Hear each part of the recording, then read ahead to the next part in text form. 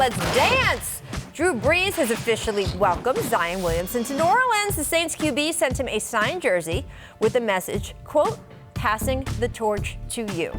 That's pretty cool, right? Does Zion mean a lot to New Orleans already, you think, Scottie? I think it does. I mean, you see it right here. He knows who's going to have the best show in town, Zion. I mean, this guy's probably going to have the best show in the NBA next year. It'd be a lot of fun. High-flying dunks, a lot of highlights. We'll be looking forward to seeing this young man on the court.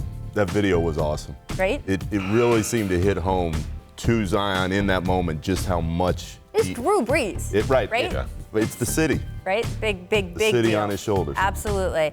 All right, Magic GM John Hammond says Markelle Fultz will not play in Summer League and that the team has, quote, no idea when he'll be back. Fultz played just 33 games since being drafted #1 overall in 2017. Scottie, how optimistic are you we will ever see Fultz have a real NBA career here? I don't think we're going to see him. I think he's on his way probably to the, G League? Being the first pick in the draft, man, and still hasn't came to the court to really prove that you are deserving of that. It's tough, and I think right now everybody is raising their eyebrows wondering if he's ever going to be able to perform at a high level. It's... As a proud Orlando native Yes. and a Magic fan my whole life, the whole thing just makes me sad. Right? Philadelphia sad. drafted him because he was going to be a shooter. I'm just saying. Welcome back to The Jump. Major changes could be on the horizon for the NBA. This story is fascinating to me. The league formally exploring now a reduction of the 82-game schedule. Sources telling ESPN's Kevin Arnovitz that other reforms could include a midseason cup, a postseason play-in tournament, both ideas that Adam Silver has mentioned in the past. Now, Scottie, this is just basically conversations that happened on a conference call with about a dozen very high-ranking league executives. They did have formal, paperwork presentations with this, but all that would come out of it would be a recommendation to the Board of Governors.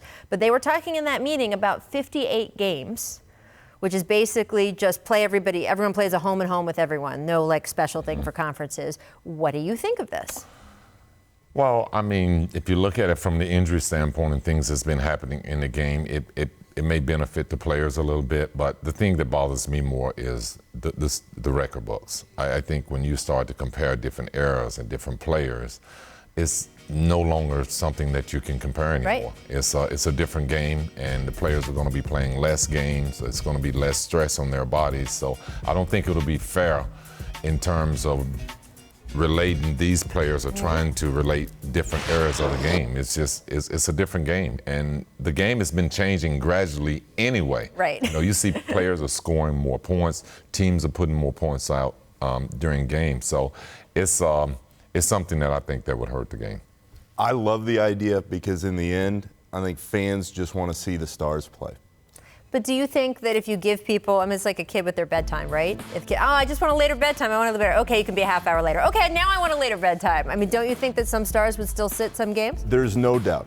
But this gives the league a better chance for exactly what Scottie was talking about, because it has changed. And it is going to continue to change how we consume the game, how players schedule their bodies for the grind of 7 or 8 months. Anything that allows stars to have a better chance for every city to see them, I am in favor of, having watched all the looks on all these fans' faces when Steph and KD and whoever else, LeBron, they sit out a game and they don't get that chance. If this makes that better, this is the way the league should go. You would just have to have real buy-in from the Players Association. No doubt. That guys would actually show up and be in all of these games, and that load management or things like that, rest dates, things like that, just wouldn't happen anymore.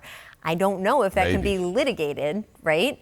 The postseason tournament or midseason tournament idea, I know that Adam is very high on the idea. I know it works in soccer, but soccer is a whole different structure from the way the NBA is set up. Every time I ask someone about them, I'm like, okay, game it out for me then. Let's say we do it instead of the All-Star game. Where do these games take place? Are they single elimination? Are they going to want to win, or are they going to want to lose so they can have a 2-week break and go to Cancun? How do you get fans invested in something that the players don't see? It seems like... And we're going to have a lot of nights of sitting at home without any entertainment. Which I definitely don't like. Thanks for watching ESPN on YouTube. For more sports highlights and analysis, be sure to download the ESPN app. And for live streaming sports and premium content, subscribe to ESPN+.